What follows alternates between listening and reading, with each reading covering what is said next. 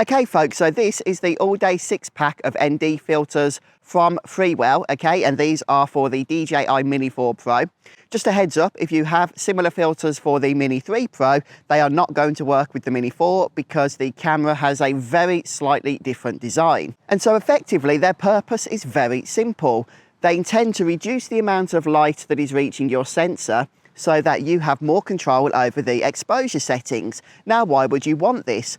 Well, you would want this if you want to capture more cinematic footage by adding the all-important motion blur, which you've probably heard of. Now, motion blur is generally considered to be a good thing because it's more natural looking. So with this shot here, I am not using an ND filter with my Mini 4 Pro. It's just set to the auto exposure settings. And because it is a low shot, I'm close to the grass, you can see the grass is quite sharp. That's because of the lack of motion blur, and it is somewhat unnatural looking. However, let's repeat that shot, this time with an ND filter connected and with my exposure settings adjusted manually, and you can see how we have that motion blur in place. And if we compare both of those shots together, you can definitely see the difference there. However, this does bring us to a fundamental point. You are only going to be capturing motion blur in shots where there is already quite a bit of movement. If you don't have movement, then you won't be able to have that effect. As another example, let's take a look at this pre-captured shot of a beautiful landscape here.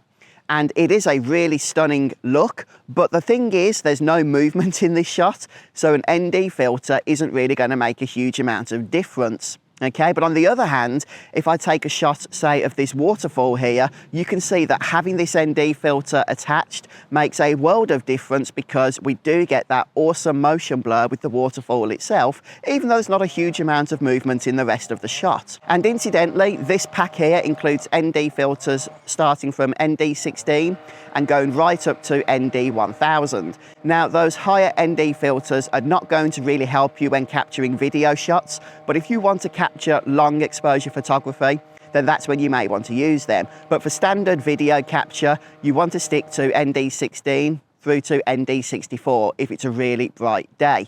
So right now I have an ND 32 filter attached to the Mini 4 Pro, which I find can work okay on a bright day such as this.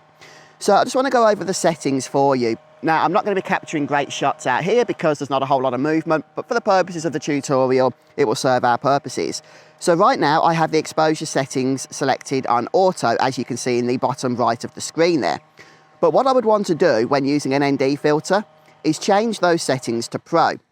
Now, you can see that the Pro settings have come up and they may look a little bit confusing, but all you really need to worry about is the shutter speed. And that's because on a bright day, make sure the ISO is just put down to 100, okay? You shouldn't need to fiddle with that then. But the shutter speed is effectively going to work best when it is double your frame rate. So my recording frame rate is 30. I'm recording in 4K 30 FPS. So you can see I have the shutter speed set to 1/60.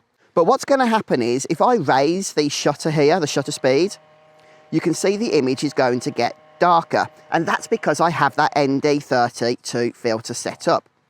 So if you find that on double your frame rate, for example, in my case, 1/60, the image is too bright, rather than adjusting the shutter speed, okay, because you're going to lose your motion blur then if you do that, put on a higher level ND filter. So instead of 32, you may want to try 64, although I think 32 is probably best, as I say, in this kind of bright dayness.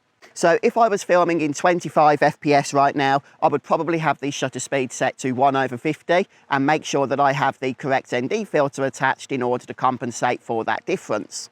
So folks, I hope this introduction to the Freewell all-day 6-pack has been helpful to you. I will leave a link to this set of filters down in the description if you want to go and check these out for yourself. Thank you for watching. I'll see you in the next Mini 4 Pro video.